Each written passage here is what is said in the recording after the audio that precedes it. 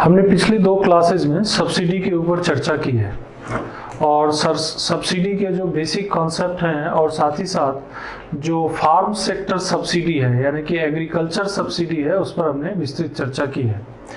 इसके लिए अगर आपको लगता है कि फार्म सेक्टर सब्सिडी के ऊपर आपको विस्तृत रूप से अध्ययन करना है तो इससे पहले हमारे 2 वीडियोज हैं उसको आप देख सकते हैं और इसके लिए ये ज़रूरी है कि आप कम से कम हमारा जो ये चैनल है इसे सब्सक्राइब ज़रूर कर लें, क्योंकि सब्सक्राइब करने से ये होगा कि आपको हमारे जितने भी अपडेट्स हैं ये बहुत तेज़ी से आपको मिलने लगेंगे और आपको बहुत सारा उसका लाभ भी मिलेगा और ये मेरे लिए भी मोटिवेशनल रहेगा। तो आप इसे सब्सक्राइब कीजिए और हमारे जितने भी वीडियोज़ हैं उसका पूरा लाभ आप उठाइए।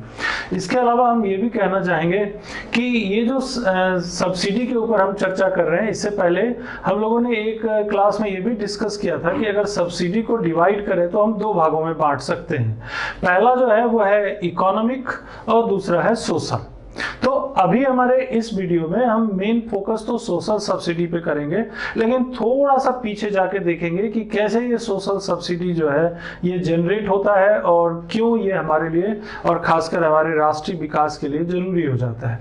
इकोनॉमिक सब्सिडी का मतलब हमने आपको बताया ही था कि वो सब्सिडी जो बेसिकली इकोनॉमिकली जो हमारे लोग हैं या हमारे ऑर्गेनाइजेशंस हैं उनकी मदद करते हैं, और इसमें खासकर एग्रीकल्चर सेक्टर की सब्सिडी है, पावर सेक्टर की सब्सिडी है, इरिगेशन है, एनर्जी है, ट्रांसपोर्ट सब्सिडी है, इंडस्ट्री है, कम्युनिकेशन है। यानी इस तरह से जो चाहे वो एग्रीकल्चर हो, प्राइमरी सेक्टर हो या लिव स्टॉक यानी पशुधन इत्यादि हो या ट्रांसपोर्टेशन हो या प्रोडक्शन हो, इन सब चीजों पर फोकस करते हुए इकोनॉमिक डेवलपमेंट को बढ़ावा देते तो वो हो जाते इकोनॉमिक सब्सिडी। तो इकोनॉमिक सब्सिडी के अंतर्गत ही हमने विस्तृत रूप से एग्रीकल्चर सब्सिडी के बारे में पढ़ा था, डायरेक्ट इनडायरेक्ट सब्सिडी, इसके अलावा explicit and implicit subsidy, output subsidy, और सब्सिडी के जो अलग अलग स्वरूप एग्रीकल्चर सेक्टर में थे उन सब के बारे में हम डिस्कस कर चुके हैं।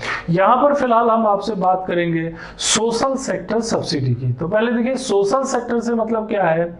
The subsidy for social benefit and social welfare, वो सब्सिडी जो समाज के भलाई के लिए या समाज कल्याण के लिए उपयोग में लाया जाता है, तो वो सब्सिडी को हम लोग क्या कहेंगे, सोशल सेक्टर सब्सिडी कहेंगे।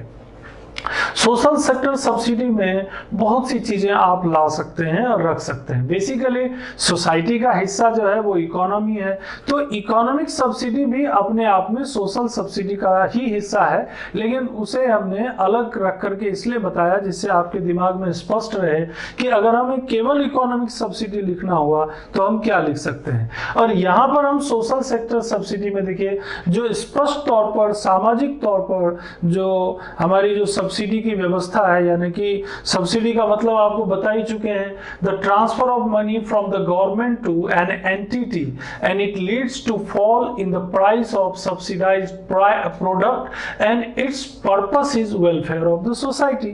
फिर यहाँ पर वही बात आती है कि आखिर चाहे वो इकोनॉमिक सब्सिडी हो या सोशल सब्सिडी हो, दोनों का मकसद एक ही है कि हमें समाज का कल्याण करना है, लेकिन यहाँ पर समाज कल्याण के लिए जो पैसा है ये भारत सरकार के खजाने से निकलकर लोगों तक अलग अलग तरीकों से पहुंचता है। तो पहले हमने इकोनॉमिक सब्सिडी के अंतर्गत आपको बताया था और यहां पर ये सोशल सब्सिडी के अंतर्गत बात कर रहे हैं। जब सोशल सब्सिडी में बात करेंगे तो देखिए एजुकेशन, अगर लोगों को शिक्षा देने के लिए, एजुकेट करने के लिए सरकार अपने खजाने से पैसा खर्च करती है और उस पैसे का इस्तेमाल लोगों के वेलफेयर के लिए, एजुकेशनल अपलिफ्टमेंट के लिए होता है, तो वो भी एक सब्सिडी है, educational subsidy. Health sector subsidy जो स्वास्थ्य के लिए खर्च करती है सरकार, वो भी एक सब्सिडी है। वाटर सप्लाई एंड सैनिटेशन, ये भी एक जरूरी चीज है लोगों के, खासकर हमारे जो रूरल एरियाज हैं, जो हमारे जो पिछड़े क्षेत्र हैं शहरों में भी, वहां पर सैनिटेशन की व्यवस्था नहीं होती, वाटर सप्लाई, साफ पीने का पानी नहीं मिलता, तो सरकार वो एक सामाजिक गतिविधि के रूप में इस्तेमाल करती है और लोगों को जो है अपने अपने खजाने से पैसा उन तक पहुंचाती कि आप इन सब क्षेत्रों में खर्च कीजिए। हाउसिंग सब्सिडी, घर बनाना, रोटी, कपड़ा और मकान, तो मकान के लिए जो है सरकार बहुत सारा सब्सिडी देती है अपने खजाने से। रिलीजियस सब्सिडी, जो तीर्थ यात्रा वगैरह है, हमारे चूंकि हमारा देश जो है वो धार्मिक, काफी लोग जो हैं वो धार्मिक व्यवस्था से जुड़े हुए हैं, भले ही धर्मनिरपेक्षता है, भले ही सेकुलरिज्म है, but people are more attached with the religion, और इसीलिए लोग जो है, बहुत से हमारे बुजुर्ग लोग हैं, वृद्ध लोग हैं, वो तीर्थ यात्रा वगैरह पे जाते हैं। तो सरकार उसके लिए भी खर्च करती है, उसके लिए भी अपनी खजाने से कुछ अमाउंट जो है, चाहे वो हज के लिए देती हो, चाहे वो तीर्थ यात्राओं के लिए, पिलग्रिमेज जर्नी के लिए देती हो, या किसी न किसी रूप में धार्मिक मदद करने के लिए लोगों को सब्सिडी के रूप में पैसा खर्च करती है। इसके अलावा फूड सब्सिडी, ये तो बहुत बड़ी सब्सिडी है, जिससे कि लोगों को कम से कम मूलभूत चीज, उनको भोजन मिल सके। तो फूड सब्सिडी के रूप में लोगों तक पहुंचाया जाता है, जिसमें कि बहुत कम कीमत पर उन्हें चावल, गेहूं, मिट्टी तेल या कोई दूसरे उपयोगी शक्कर इत्यादि चीजें उन्हें उपलब्ध कराई जाती है। एम्प्लॉयमेंट सब्सिडी, एम्प्लॉयमेंट सब्सिडी का मतलब हुआ रोजगार, रोजगार के लिए, क्योंकि रोजगार रहेगा तो स्वाभाविक रूप से, सामाजिक रूप से भी व्यक्ति विकसित होगा और उसकी स्थिति में सुधार होगा। तो रोजगार सब्सिडी भी लोगों को दी जाती है। इसके अलावा बहुत से इंडस्ट्रीज हैं, क्योंकि पॉल्यूशन को कंट्रोल करना ये भी एक बहुत बड़ी सोशल जिम्मेदारी है। तो ऐसी इंडस्ट्री या ऐसी संस्थाएं जो पॉल्यूशन को नियंत्रित करने के लिए काम करती हैं, उन्हें भी सरकार सब्सिडी के रूप में राशि देती है। तो पॉल्यूशन रिडक्शन के लिए भी सब्सिडी होता है। इसके अलावा मैटरनिटी एंड चाइल्ड बेनिफिट, मतलब मातृत्व और बच्चों के विकास के लिए सब्सिडी देती है। मातृत्व के लिए, जैसे बच्चे के जन्म से पहले, बच्चों के जन्म के बाद सरकार के द्वारा जो सहायता दी जाती है, वो भी एक सोशल वेलफेयर सब्सिडी है। वुमेन एंड चिल्ड्रन वेलफेयर के लिए, महिलाओं और बच्चों के वेलफेयर के लिए, कल्याण के लिए, मान लीजिए डोमेस्टिक वायलेंस को रोकने के लिए जो पैसा सरकार खर्च करती है, जो वायलेंस को कम करने के लिए, या डॉरी एबोलिशन के लिए जो खर्च करती है, या अन्य कोई से भी जो महिलाओं के वेलफेयर से संबंधित है, उनके एजुकेशन से रिलेटेड है, उनके एम्प्लॉयमेंट से रिलेटेड है, उनमें स्किल डेवलपमेंट से संबंधित, ये सब सोशल सेक्टर सब्सिडी में आएंगे। इसके अलावा हमारे समाज में जो अनुसूचित जाति जनजाति के लोग हैं, जो काफी पिछड़े हुए हैं रूरल एरियाज में या अर्बन एरियाज में, तो उनकी जो आर्थिक स्थिति है वो भी बहुत खराब रहती है और सामाजिक तौर पर भी वो अलग थलग दिखाई पड़ते हैं। तो इस तरीके से भी उनके अपलिफ्टमेंट के लिए, चाहे वो शेड्यूल कास्ट हो या शेड्यूल ट्राइब्स हो, जो सरकार व्यय करती है अपने खजाने से, वो भी सोशल सेक्टर सब्सिडी का हिस्सा होता है।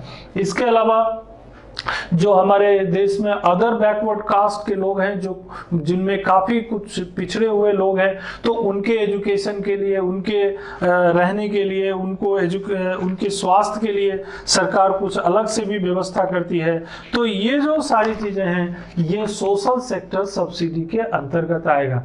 इवन भारत सरकार की एक बहुत बड़ी योजना है, जिसको हम Mahatma Gandhi national rural employment guarantee act के रूप में भी जानते हैं।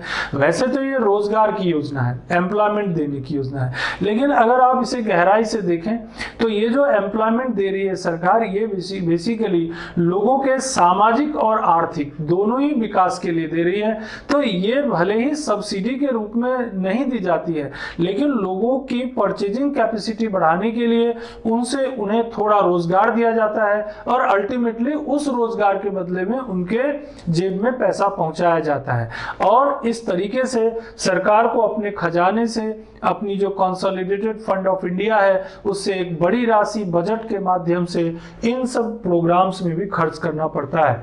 तो इस तरह से भारत में सोशल सेक्टर पर बड़ी मात्रा में व्यय करना पड़ता है। एक आंकड़े के मुताबिक, अकॉर्डिंग टू डाटा 2013-14 का ये अप्रोक्सीमेटेड डाटा आपको बता रहे हैं, लगभग 3600 अरब 3600 अरब, लगभग 3600 अरब रुपए इस तरह से सोशल सेक्टर सब्सिडी पर ही खर्च किए जाते थे। तो यहाँ पर जो है, ये समझने में आपको आसानी हो गई होगी कि अगर हमें सब्सिडी पूछा जाता है कि सोशल सेक्टर सब्सिडी के बारे में बताइए, तो आप अलग से भी एक्सप्लेन कर सकते हैं। अगर इकोनॉमिक सब्सिडी के बारे में बताया जाता है तो वो भी आप एक्सप्लेन कर सकते हैं। फिलहाल हम लोग और आगे बढ़ते हैं और सबसे पहले चलते हैं health sector subsidy in India. आजकल इस सब्सिडी पे बहुत ज्यादा ध्यान दिया जा रहा है, क्योंकि हेल्थ जो है एक बड़ा इशू बनता जा रहा है, क्योंकि बहुत सारी गंभीर बीमारियां जो हैं, वो चाहे वो गरीब हो चाहे अमीर हो, उन सभी लोग जो है इन बीमारियों से पीड़ित होते हैं, और वो एक लोगों के विकास के लिए या ये बोले कि समाज की उन्नति के लिए एक बहुत घातक हो जाता है। तो सरकार ने इस सेक्टर पर ध्यान फोकस किया और वर्ष 2018 में इन ईयर 2018 एक बड़ी योजना लॉन्च की जिसको आयुष्मान भारत योजना के नाम से जाना जाता है। ये हेल्थ इंश्योरेंस की भी एक स्कीम है। This is a form of health insurance. ये हेल्थ इंश्योरेंस जैसी एक स्कीम है जिसके लिए केंद्र सरकार और राज्य सरकार जो है मूल रूप से उत्तरदायी होते हैं, और इसमें भी एक बड़ी राशि सब्सिडी के रूप में खर्च की जाती है। ये सब्सिडी भी ऐसी है जिसमें डायरेक्टली व्यक्ति के हाथ में पैसा नहीं पहुंचता है, लेकिन उसे इलाज जो कराना है, उसके फैमिली मेंबर को इलाज जो कराना है, उसमें हॉस्पिटल तक पैसा पहुंचाया जाता है कि भैया ये बीमार व्यक्ति है, इस बीमार व्यक्ति को आपके हॉस्पिटल में भर्ती कीजिए और उसे आप उपचार दीजिए, क्योंकि उस उपचार में लाखों रुपए खर्च होते हैं। कोई कैंसर से पीड़ित है, कोई मान लीजिए रेनल डिजीज से पीड़ित है, या किसी को हार्ट की बीमारी है, तो ऐसे गंभीर बीमारी के खर्चे के लिए एक सामान्य व्यक्ति के पास पैसा नहीं होता है। तो सरकार ने इस स्कीम के माध्यम से उन लोगों को सक्षम बनाया कि अगर उनके पास पैसा नहीं है तो देखिए उनको ये मदद दी गई कि आपको हेल्प मिलेगा, आप हॉस्पिटल में जाइए, आपको कैशलेस सुविधा भी मिलेगी। इसमें बहुत सारी सुविधाओं की व्यवस्था की गई है। कैशलेस हॉस्पिटलाइजेशन, यानी कि केवल आपको वो कार्ड होना चाहिए आयुष्मान भारत योजना का, और उस कार्ड के आधार पर आपको कैशलेस हॉस्पिटलाइजेशन आपको मिल सकती है। इसके अलावा हॉस्पिटल जो है वो ट्रीटमेंट कॉस्ट जो होता है वो भी सरकार देती है। मेडिसिन का जो खर्चा होता है वो भी सरकार देती है। डायग्नोसिस, जो उपचार का खर्चा होता है डायग्नोज करने के लिए कि बीमारी क्या है, उसके लिए भी सरकार देती है। और साथ ही साथ hospitalisation service, pre hospitalisation service, यानी हॉस्पिटल तक पहुंचाने के लिए अगर एम्बुलेंस वगैरह की जरूरत होती है तो भी इस आयुष्मान योजना के अंतर्गत कवर किया गया है। शुरुआती तौर पर एक आंकड़े के मुताबिक लगभग एक वर्ष में 10,000 करोड़ रुपए का व्यय, जिसमें से 6,000 करोड़ केंद्र सरकार के द्वारा और 4,000 करोड़ जो है वो अलग अलग स्तर पर राज्य सरकारों के द्वारा किया गया था। ये आंकड़े मैंने एक अप्रोक्सीमेट आंकड़े आपके सामने दिए हैं कि आपको एक अंदाजा रहे कि सब्सिडी के रूप में हम कितना, यानी सरकारें कितनी ज्यादा खर्च करती हैं, लेकिन उसका मकसद जो है, उद्देश्य जो है वो कितना बड़ा है, और अगर ये ना किया जाए तो कितनी बड़ी समस्या खड़ी हो जाएगी। तो ये चीज ध्यान रखते हुए आपको ये टॉपिक बताया जा रहा है, क्योंकि कई बार आप जब मार्केट इकोनॉमी में देखेंगे तो सब्सिडी की बड़ी आलोचना होती है, लेकिन वहां हम भूल जाते हैं कि हमारे देश में जो करोड़ों लोग हैं या तो पॉवर्टी लाइन या पॉवर्टी लाइन के निकट होते हैं, तो ऐसे लोगों के जीवन स्तर में सुधार हम कैसे लाएंगे? तो उन्हीं सुधार के तरीकों में उनके अपग्रेडेशन का एक तरीका है जो सरकार के द्वारा इस्तेमाल किया जाता है, जिसे हम सब्सिडी के रूप में जानते हैं। और यहाँ पर जो सब्सिडी की बात कर रहे हैं वो है हेल्थ सेक्टर की सब्सिडी। अब हेल्थ सेक्टर के सब्सिडी में एक बड़ी योजना मैंने आपको बताई यहाँ पे, जिसका नाम है आयुष्मान भारत योजना। 5 लाख रुपए का इसमें कवरेज रहता है एक फैमिली के लिए। एक परिवार को 5 लाख रुपए का इसमें कवरेज दिया जाता है, और एक आंकड़े के मुताबिक पूरे देश में ऐसे 50 करोड़ लोगों को कवर करने की इस योजना के तहत उद्देश्य रखा गया है, और एक फैमिली को 5 लाख रुपए का कवरेज इसमें दिया जाता है। और इस तरह से इसकी जो उसका जो प्रीमियम होता है वो भारत सरकार और राज्य सरकारों के द्वारा भरा जाता है, और केवल इस योजना में जो पंजीकृत होंगे, जो रजिस्टर्ड लोग होंगे, उनको जो है जो भी हॉस्पिटल इस चेन में होंगे यानी सरकार निर्धारित करेगी, वहां उनको इलाज मुफ्त में मिलेगा, जिसका जिक्र मैंने यहाँ पर किया। इसके अलावा देखिए आम आदमी बीमा योजना, ये भी एक स्वास्थ्य योजना का ही हिस्सा है। आम आदमी बीमा योजना AABI, इसमें भी बहुत सारे जो पेशे में लोग जुड़े रहते हैं जिनकी आय बहुत कम होती है ना, जैसे कि कोई कारपेंटरी बढ़ई का काम करते हैं, कोई फिशरीज यानी मछली पालन का काम करते हैं, कोई हथकरघा से संबंधित हैंडलूम से रिलेटेड काम करते हैं। ऐसे 48 डिफाइंड जो है वोकेशंस हैं यानी काम हैं जिनके लिए ये आम आदमी बीमा योजना की जो है शुरुआत की गई है। इसी तरह से एक स्कीम इसी क्षेत्र में आता है CGHS, central government health scheme, जिसको CGHS कहते हैं। देखिए ये भी एक बड़ी सब्सिडाइज्ड पॉलिसी है, इसमें लेकिन सबको इसका फायदा नहीं मिलता है। इसका फायदा मिलता है जो केंद्र सरकार के कर्मचारी हैं या वर्तमान में है या जो रिटायर हो गए हैं, तो उनको जो है बहुत सारे, चाहे वो सरकारी अस्पताल हो या निजी अस्पताल है, उन सब जगहों पर वो ट्रीटमेंट ले सकते हैं। कैशलेस भी ले सकते हैं और रिएम्बर्समेंट के द्वारा भी प्राप्त कर सकते हैं। मान लीजिए उन्होंने अपनी जेब से पैसा खर्च कर दिया तो सरकार उन्हें रिएम्बर्स भी करती है, या फिर उन्हें जो है सरकार जो है कैशलेस सुविधा भी उपलब्ध कराती है कि भाई ठीक है, आप जो है हॉस्पिटल जो हमारा चेन है हॉस्पिटल का, उनमें जाइए और आप अपना इलाज करा सकते हैं। एक और बड़ी योजना है जिसे ASIC कहते हैं, एम्प्लॉय स्टेट इंश्योरेंस स्कीम, 1952 में ही शुरू की गई थी, पुरानी योजना है। समय समय पर इसमें बहुत से सुधार भी हुए हैं। So many reforms are made in this scheme। तो ये जो योजना है ASIC, इसमें करोड़ों लोग, करोड़ों मजदूर जो अलग अलग जगहों पर, चाहे वो सेंट्रल गवर्नमेंट हो, चाहे राज्य सरकार हो, निजी क्षेत्र में काम कर रहे हो, उद्योगों में काम कर रहे हो या कंस्ट्रक्शन के सेक्टर में काम कर रहे हो, जिनकी जो है दैनिक मजदूरी होती है, अब वो उपचार के लिए उनके पास रास्ता नहीं होता है, तो उनको इसमें कवर किया जाता है। इसमें थोड़ा सा प्रीमियम, लगभग इसमें जो प्रीमियम का हिस्सा लगभग 4% टोटल जो है इसमें उसका 3.25 यानी जो भी पैसा उन्हें मिलता है महीने में, उसका 3.25% जो है वो सरकार व्यय करती है, यानी टोटल प्रीमियम का 3.25%, और 0.75% उसको जो वेतन मिलता है उसमें से काटा जाता है, यानी टोटल 4%, कुल वेतन का 4% जो है इसमें प्रीमियम होता है। लेकिन प्रीमियम में जो है केवल 0.75% ही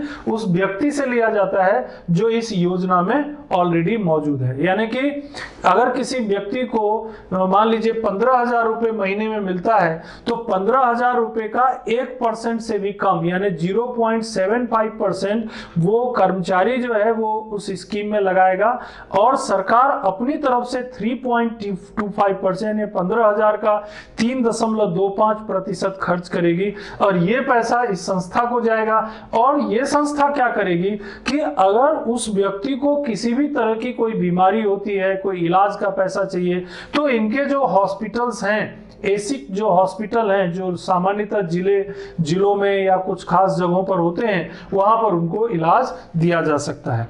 इसी तरह से बहुत से राज्य सरकारों ने भी अपने तरीके से स्वास्थ्य के लिए पैसा खर्च करती है, जो कि उस राज्य सरकार के खजाने से खर्च होता है, और ये भी जो है उदाहरण हो सकते हैं उसके सब्सिडी के रूप में। जैसे मैंने मध्य प्रदेश सरकार की कुछ योजनाओं का यहाँ जिक्र किया है, धन्वंतरी योजना, ये मध्य प्रदेश की एक सब्सिडाइज्ड प्लान है। जननी एक्सप्रेस योजना, जननी एक्सप्रेस योजना, जिसमें जो मैटरनल बेनिफिट है, यानी महिलाओं को, जो गर्भवती महिलाएं हैं उन्हें अस्पताल तक तेजी से पहुंचाने के लिए जो है गाड़ी उपलब्ध कराने की योजना है। जननी सुरक्षा योजना, इसमें खाना वाना उनको देना, फल वगैरह की आपूर्ति करना, उसके लिए मदद देना।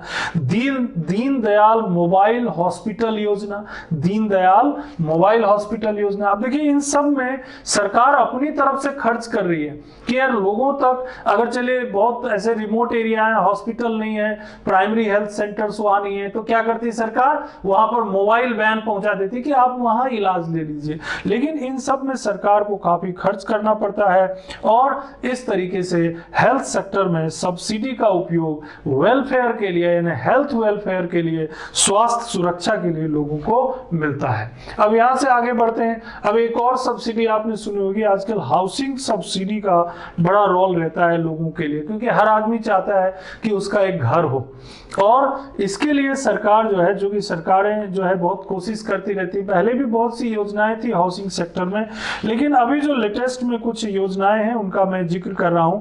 जैसे ministry of housing and urban poverty alleviation, ministry of housing and urban poverty alleviation, MOHPUA, इसने क्या किया है कि जून 2015 में एक इंटरेस्ट सब्सिडी स्कीम जिसको कहते हैं क्रेडिट लिंक्ड सब्सिडी स्कीम का जो है शुरुआत की है। क्रेडिट लिंक सब्सिडी स्कीम यानी CLSS, ये प्रधानमंत्री आवास योजना का ही एक हिस्सा है। प्रधानमंत्री आवास योजना का ये हिस्सा है और इसको जो है अर्बन और रूरल ऐसे दो भागों में बांटा गया है। तो एक विस्तृत टॉपिक है, लेकिन यहाँ पर मैं आप इसकी समरी के रूप में बताता हूँ। देखिए ये जो सब्सिडी स्कीम है, इस सब्सिडी स्कीम में के अंतर्गत इंटरेस्ट सब्सिडी जो है भारत सरकार के द्वारा देने की कोशिश की जा रही है। इंटरेस्ट सब्सिडी, तो इंटरेस्ट सब्सिडी कैसे दी जाती है, जिसमें तीन भाग बनाए गए हैं। एक तो है LIG और EWS, दूसरा है MIG-1 और तीसरा है MIG-2। अब ये इंटरेस्ट सब्सिडी स्कीम देने का मकसद क्या है कि चूंकि घर बनाना एक कठिन काम है, अगर कोई व्यक्ति कर्ज लेता भी है तो उसका इंटरेस्ट जब 15 या 20 साल का इंटरेस्ट लिया जाता है तो वो कई गुना जो है, जितना मूलधन लिया है उसे 2 गुना 3 गुना हो जाता है। अगर बैंक ने कर्ज दे भी दिया 5 लाख या 6 लाख या 10 लाख या 12 लाख, तो उसका ब्याज ही इतना हो जाता है कि व्यक्ति के लिए भरना मुश्किल होता है। तो सरकार ने इसकी व्यवस्था की कि प्रधानमंत्री आवास योजना के तहत कि भाई आप अगर कर्ज लेते भी हैं तो सरकार आपको छूट देगी। इसको सब्सिडी स्कीम के तहत रखा गया है। तो EWS यानी कि अगर आप छोटा मकान लेते हैं जिसकी कीमत 3 लाख से 6 लाख के बीच है, between 3 lakh to 6 lakh rupees if the cost is, तो देखिए इंटरेस्ट सब्सिडी मिलेगा। उस पर जो ब्याज लगेगा ना, वो ब्याज आपका 6.5% कम हो जाएगा, 6.5% ब्याज कम हो जाएगा। यानी अगर मार्केट रेट से आपने 9% पर या 9.5% पर कर्ज लिया है 6 लाख रुपए तक, तो आपको 9% ब्याज 9.5% यानी 9.5% इंटरेस्ट नहीं लगेगा।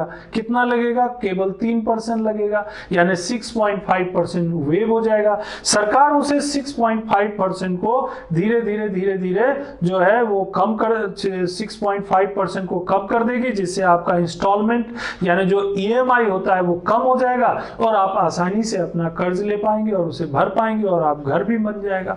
तो जो कम आय वाले लोग हैं उनके लिए भी सरकार इस तरह से अपने खजाने से पैसा खर्च करती है कि लोग मकान बना सकें। इसी तरह से जो MIG-1 है उसमें जो है लोन 6 लाख से 12 लाख तक ले सकते हैं, लेकिन यहाँ पर इंटरेस्ट सब्सिडी थोड़ी कम हो जाती है। यहाँ पर इंटरेस्ट सब्सिडी जो है ये 4% तक मिल सकता है, अप टू 4%। इसमें इंटरेस्ट सब्सिडी कितना रहेगा? 4% तक। और अगर आप 12 से 18 लाख तक लोन लेते हैं तो यहां पर आपकी इंटरेस्ट सब्सिडी केवल 3% तक रहेगी। तो इस तरह से इस सब्सिडी के माध्यम से भले ये 4% 3% दिखाई पड़ रहा है, लेकिन ये लाखों में यानी एक व्यक्ति को लाखों में यानी लगभग 2 लाख, किसी को 1.5 लाख, किसी को 2 लाख, किसी को 2.5 लाख तक उनके मकान पर ये सब्सिडी प्राप्त हो जाता है और इस तरह से लोगों के लिए मकान बनाना आसान हो जाता है। तो फिर ये सोशल सेक्टर सब्सिडी में आ गया। क्यों? क्योंकि भाई चाहे हेल्थ हो, चाहे घर बनाने की स्कीम हो, ये सब बेसिकली जो व्यक्ति है, जो हमारे समाज के जो लोग हैं, जो पिछड़े हैं, कमजोर हैं, जो सोशली थोड़ा बैकवर्ड है, इनको अपलिफ्ट करने में ये मदद करता है। तो ये हाउसिंग सेक्टर सब्सिडी में भी सरकार को हर साल करोड़ों रुपए खर्च करने पड़ते हैं। इसके अलावा एक तीसरा पहलू देखते हैं, जो डिसेबल्ड पर्सन होते हैं हमारे देश में, ये बहुत बड़ी समस्या है कि बहुत सारे लोग, crore of people are the disabled person, और उनकी डिसेबिलिटी भी अलग अलग तरह की होती है। अब उनकी मदद करना भी सरकार की जिम्मेदारी हो जाती है। डिसेबल्ड जैसे कि मान लीजिए लोकोमोटर डिसेबल्ड है, यानी ऐसे लोग जो चल फिर नहीं पाते, लोकोमोटर उनका कोई अंग जो है वो खराब हो चुका है या फिर वो काम नहीं करता है, तो उनके लिए सरकार को बहुत सारा पैसा खर्च करना पड़ता है। वो भी एक तरह की सब्सिडी है, subsidy and help for disabled person.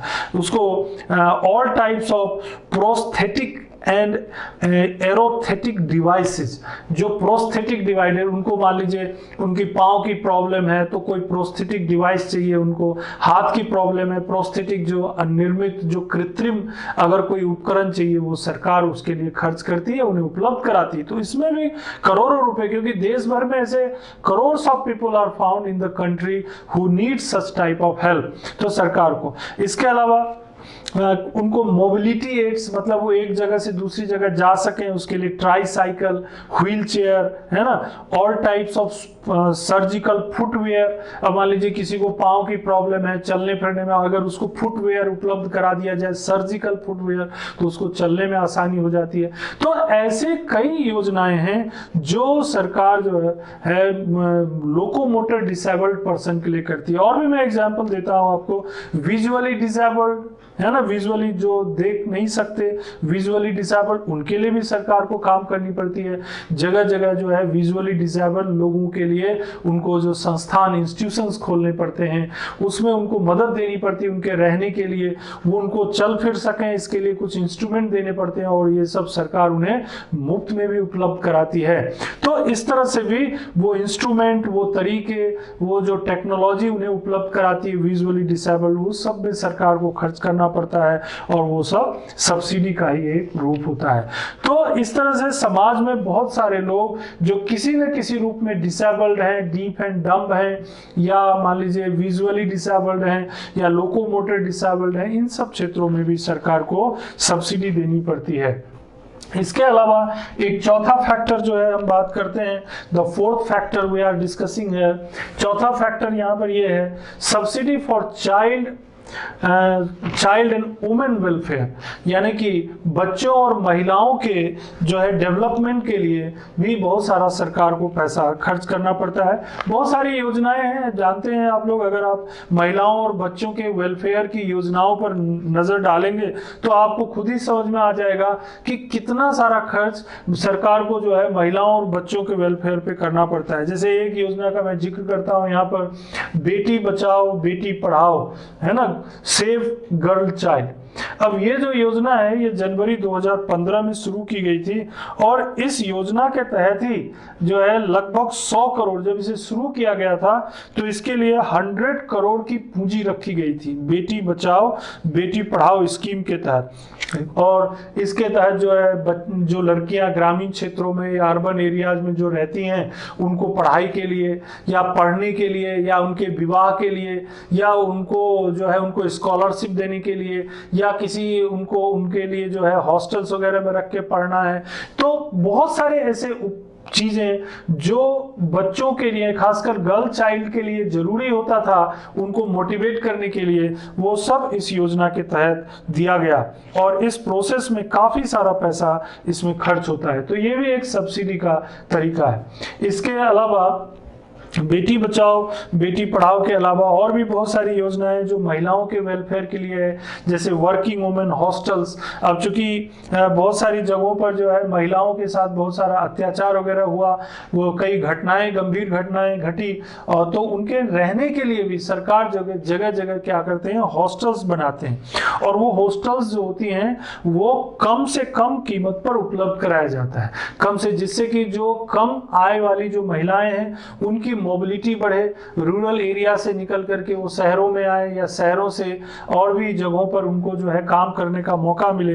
तो इस तरह से महिलाओं और बच्चों के लिए भी ये जो है योजनाएं चलाई गई हैं, जिसमें वर्किंग वुमेन्स के लिए हॉस्टल्स बनाया जाता है, और उसमें भी काफी सारा पैसा सरकार को खर्च करना पड़ता है। इसी तरह से महिलाओं के लिए एक और योजना है, स्टेप बोलते हैं उसको, STEP, step, the support to training and employment programme for women.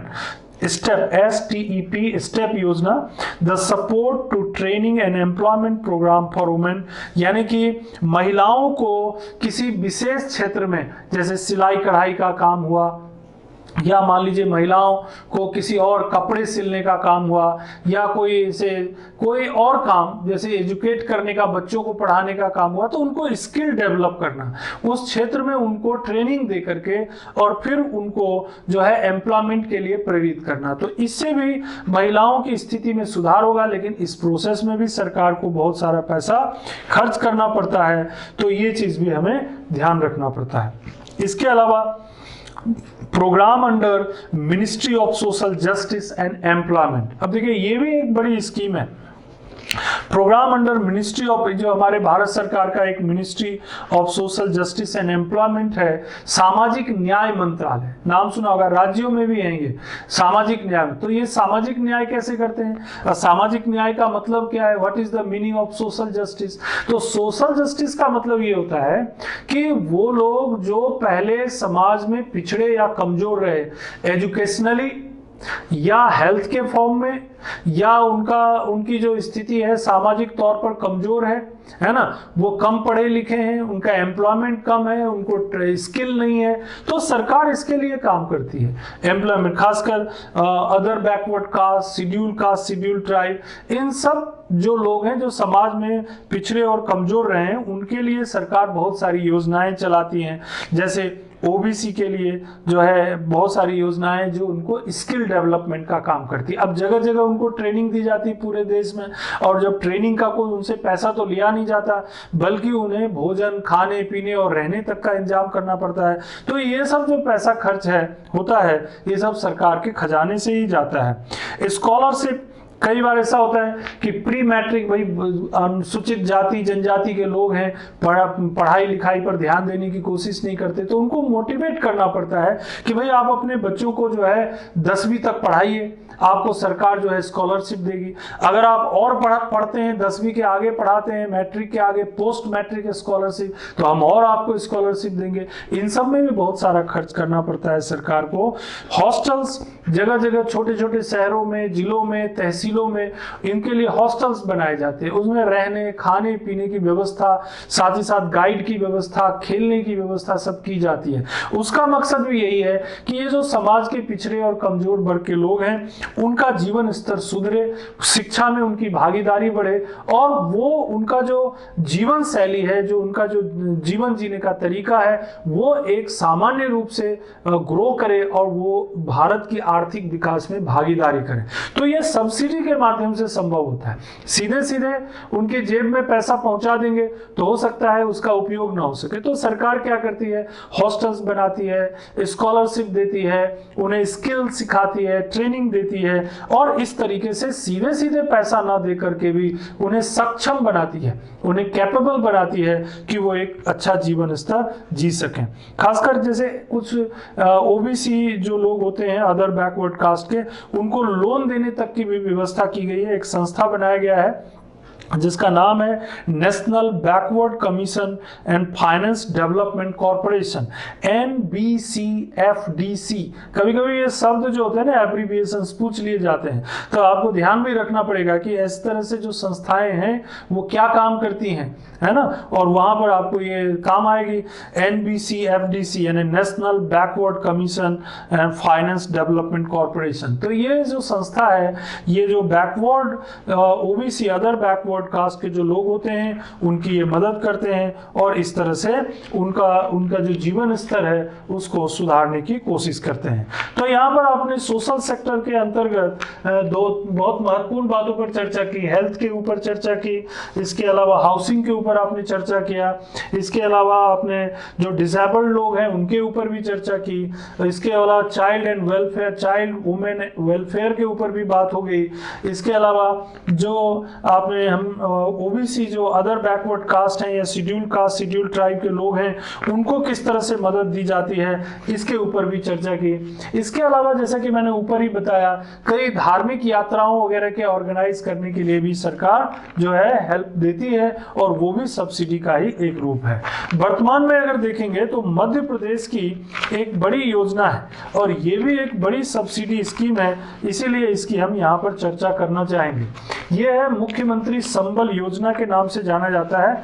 ये मध्य प्रदेश में एक बड़ी योजना है और सब्सिडाइज्ड प्लान है और इसमें काफी बड़ी जनसंख्या को कवर करने की कोशिश की गई है। क्योंकि ये अभी चर्चा में इसलिए आया क्योंकि मध्य प्रदेश में अभी पुनः एक बार शिवराज सिंह चौहान साहब की जो है वो मंत्रिमंडल का गठन हुआ है और उन्होंने अपनी ये जो योजना थी जिसको उन्होंने 2018 में शुरू किया था, बीच में कांग्रेस की सरकार आई थी, उन्होंने इस योजना का नाम बदल करके नया सवेरा और इस तरह से कुछ नाम उन्होंने रखा था, लेकिन पुनः ये सरकार के बनने से इसको उन्होंने चेंज किया और वो जो पुरानी संबल योजना थी उसको रिन्यू करके उन्होंने पुनः स्टार्ट किया। तो ये योजना भी काफी काम की है, खासकर वो लोग जो इस योजना से जो जुड़ना चाहते हैं वो असंगठित क्षेत्र के होने चाहिए। वो कहां से होने चाहिए? अनऑर्गेनाइज सेक्टर से होने चाहिए, असंगठित क्षेत्र से होने चाहिए। असंगठित क्षेत्र के वो लोग, the people of unorganise sector, जैसे जो किसी कंस्ट्रक्शन क्षेत्र में काम करते हैं या उनका कोई छोटा मोटा रोजगार है, मान लीजिए ठेला चलाते हैं, कहीं छोटी सी दुकान लगा करके जो काम करते हैं, किसी ठेकेदार के यहाँ काम करते हैं, उन सब लोगों को जिनकी आय बहुत सीमित है और वो श्रमिक हैं, मजदूर हैं, परिश्रम करके अपना जीवन यापन करते हैं, उनको सपोर्ट करने के लिए संबल योजना के नाम से ये योजना शुरू की गई है और इसमें कई तरह की सुविधाएं सरकार के द्वारा दी जाती है। अभी फिलहाल अभी कुछ ही समय पहले अभी 1863 बेनिफिशियरीज जो है उनको जो है ई भुगतान के द्वारा फ्रॉम द ई पेमेंट लगभग 41 करोड़ रुपए ट्रांसफर किए गए। मतलब ये एक आंकड़ा मैंने इसलिए बताया क्योंकि आपको इससे अंदाजा हो जाता है कि ये जो सब्सिडी स्कीम है इसके द्वारा सरकार को कितना सारा अमाउंट खर्च करना पड़ता है। तो ये जो खर्च करते हैं, लेकिन इन सब का मकसद वही है, मकसद ये है कि वेलफेयर यानी लोगों के जीवन स्तर में सुधार हो। तो यहाँ देखिए ये जो योजना शुरू की गई है जो और रिपीट करके ये 5 मई 2020 को शुरू की गई, इस योजना में एक नई चीज जोड़ी गई, उसका नाम है सुपर 5000। सुपर 5000 क्या है कि वो लोग मतलब आप समझ ही गए, असंगठित क्षेत्र के श्रमिक जो अलग अलग सेक्टर्स में काम करते हैं और जब वो काम करते हैं तो उनके जो बच्चे हैं, उनके बच्चे अगर 12वीं कक्षा में 12th क्लास में ज्यादा नंबर लाते हैं, जो 5000 ऐसे बच्चे जो इसमें रजिस्टर्ड हैं यानी संबल योजना में रजिस्टर्ड हैं और वो उन्होंने 12th क्लास में अच्छे नंबर लाए, गुड मार्क्स लाए, उन 5000 प्रथम बच्चों को जो है 30,000 रुपए तक प्रोत्साहन राशि दी जाती है। इस योजना में ये अभी जुड़ा है, इसको सुपर 5000 कहते हैं। एक और चीज इसमें जोड़ा गया है, इसमें जो है राष्ट्रीय स्तर पर जो खेल प्रतियोगिताओं में अगर मध्य प्रदेश का कोई बच्चा जो कि इस संबल योजना से जुड़े हुए परिवार से संबंधित है, उनको 50,000 रुपए मिलेगा। जो राष्ट्रीय स्तर पर खेल में अगर भागीदारी की 50,000 रुपए मिलेगा। इसके अलावा इस योजना में वो महिलाएं जो संबल योजना से जुड़ी हुई हैं, जब वो किसी शिशु को जन्म देती हैं, जन्म देने से पहले 4,000 रुपए तक और जन्म देने के बाद 12,000 रुपए तक उनके खाते में भेजा जा सकता है। 4,000 रुपए बच्चे के जन्म से पहले और उसके बाद 12,000 रुपए तक उनके खाते में, अकाउंट में भेजा जा सकता है। तो ये महिलाओं का भी वेलफेयर हो गया और उस परिवार को सपोर्ट भी मिल गया और उनको चिकित्सा के लिए सुविधा भी मिल गई। तो ये हेल्थ सब्सिडी भी हो गई, एजुकेशन सब्सिडी भी हो गई, वो चाइल्ड एंड वेलफेयर सब्सिडी भी हो गई। यानी एक योजना से कई तरह की सब्सिडी का जो हमारा मकसद है वो पूरा हो जाता है।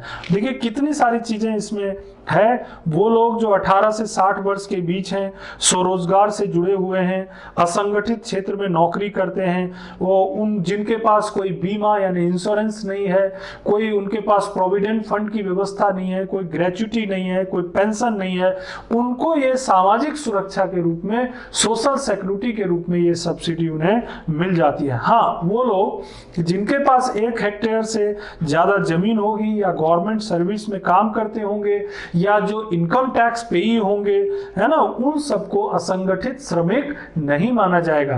तो ये चीज भी अपने को ध्यान रखना है। लेकिन फिर भी मध्य प्रदेश में असंगठित श्रमिकों की संख्या करोड़ों में है और उनको मदद देने के लिए ये बहुत ही अच्छी स्कीम है। इस योजना में देखिए क्या क्या बेनिफिट लोगों को मिलता है।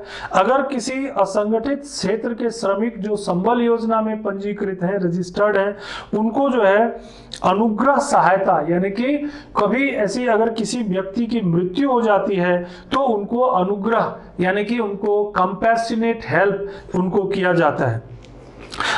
इसके अलावा अंत्येष्टि यानी कि उनकी जो क्रियाकर्म होता है, उनकी फनरल होता है, उसके लिए भी इसमें मदद दी जाती है ना। अंत्येष्टि सहायता के लिए 5,000 रुपए की राशि इसमें निर्धारित है। और अगर किसी की मृत्यु हो जाती है, सामान्य मृत्यु परिवार के किसी सदस्य की, तो 2 लाख रुपए तक की राशि है। और अगर दुर्घटना इत्यादि से मृत्यु होती है तो 4 लाख रुपए तक की इसमें भुगतान की व्यवस्था की गई है। इसके अलावा अगर कोई असंगठित क्षेत्र का श्रमिक जो संबल योजना से जुड़ा हुआ है, तो अगर वो मान लीजिए कोई अपना व्यवसाय बढ़ाना चाहता है, व्यवसाय को बेहतर करना चाहता है और कोई मशीन खरीदना चाहता है, उपकरण खरीदना चाहता है, तो देखिए इसके द्वारा जब वो बैंक से ऋण लेने जाएगा, कर्ज लेने जाएगा, तो ऋण का 10% यानी 10% ऑफ द डेब्ट, ऋण का 10% और 5,000 रुपए जो भी कम हो वो जो है उनको दिया जा सकता है। तो इससे भी काफी बेनिफिट जो है असंगठित क्षेत्र के श्रमिकों को मिल जाएगा। इस तरह जो संबल योजना है, मुख्यमंत्री संबल योजना, इस योजना के तहत असंगठित क्षेत्र के अनऑर्गेनाइज सेक्टर के जो हमारे मजदूर भाई हैं उनको कई तरह से मदद मिल जाती है। एजुकेशन मोटिवेशन यानी शिक्षा के लिए प्रोत्साहन योजना, इसके अलावा बकाया बिजली बिल, अगर मान लीजिए बिजली बिल नहीं भर पाए वो भी सरकार कई बार भर देती है ना, बिजली बिल माफी योजना, सरल बिजली बिल योजना, अगर एक निश्चित यूनिट तक उन्होंने बिजली खर्च की है तो उसका बिल इतना कम आता है कि उनके ऊपर भारी नहीं पड़ पाता और उसकी जो बची हुई राशि है वो सरकार अपने खाते से भर देती है।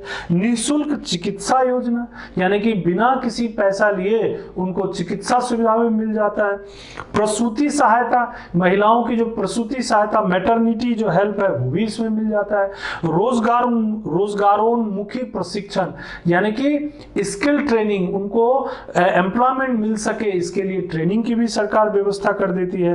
तो इस योजना के तहत यानी मुख्यमंत्री संबल योजना, जिसका उल्लेख हमने यहाँ पर सोशल सेक्टर सब्सिडी के अंतर्गत किया है, इसलिए किया यहाँ पर क्योंकि कहीं ना कहीं ये जो सेक्टर्स हैं ये सोशली लोगों को अपग्रेड कर रहे हैं, यानी सामाजिक तौर पर लोगों के जीवन स्तर में सुधार कर रहे हैं, सामाजिक स्थिति में सुधार कर रहे हैं, उनके कल्याण यानी उनके वेलफेयर कर रहे हैं, उनका कल्याण कर रहे हैं, शैक्षणिक स्तर पर, स्वास्थ्य स्तर पर, चिकित्सा के स्तर पर, मातृत्व के स्तर पर, हर तरह से, चाहे वो महिलाएं हैं, बच्चे हैं, असंगठित क्षेत्र के श्रमिक हैं, चाहे वो झुग्गी बस्ती निवासी हैं, चाहे ग्रामीण क्षेत्र के निवासी हैं, हर तरह से ये भारत सरकार के द्वारा, राज्य सरकारों के द्वारा ये व्यवस्था की गई है। तो ये एक बहुत बड़ी सफलता है देश के अंतर्गत कि सोशल सेक्टर सब्सिडी के माध्यम से लोगों के स्तर में सुधार हो रहा है।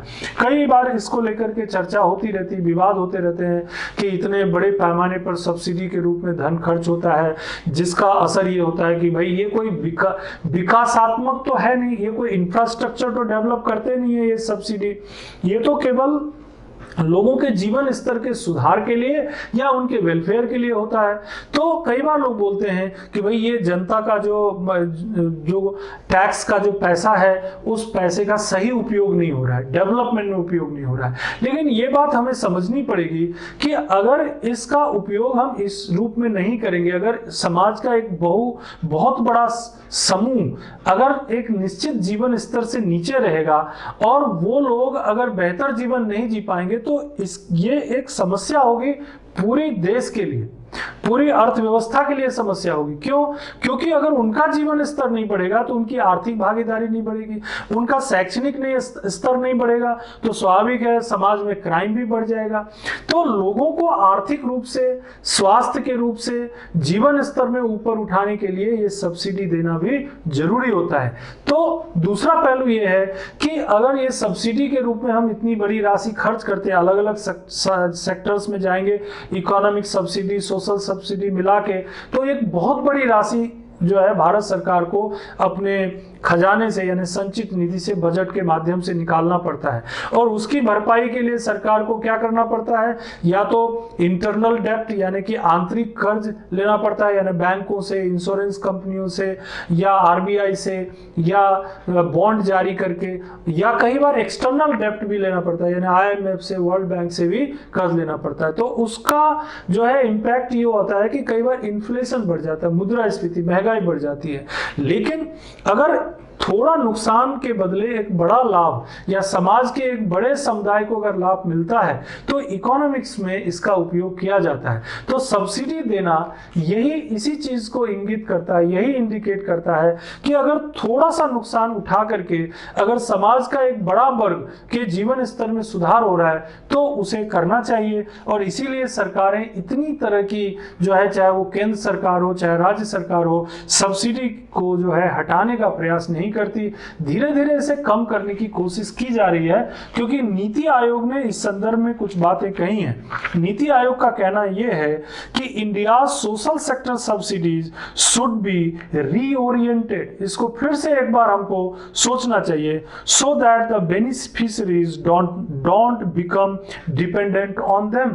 यानी कि हमारा जो सोशल सेक्टर सब्सिडी है उसको एक बार फिर से सोचिए कि हम इसे और बेहतर कैसे बना सकते हैं, जिससे कि जो लोग हैं वो पूरी तरह से इसी पर निर्भर ना हो जाए। अगर वो पूरी तरह इस पे हमारा, क्योंकि सब्सिडी देने का हमारा मकसद है उनको खड़ा कर देना, उनको एक जमीन स्तर से उठा करके इस लेवल पे ले आना कि वो आत्मनिर्भर हो सके, बल्कि उनकी निर्भरता को कम करने के लिए सब्सिडी दी जाती है, निर्भरता को बढ़ाने के लिए नहीं। तो नीति आयोग की सोच बिल्कुल स्पष्ट है कि आप उन्हें सब्सिडी दीजिए, इसमें कोई दिक्कत नहीं है, लेकिन सब्सिडी का मकसद उनको इंडिपेंडेंट बनाने की दिशा में अग्रसर करना है, उनको लीड करना है।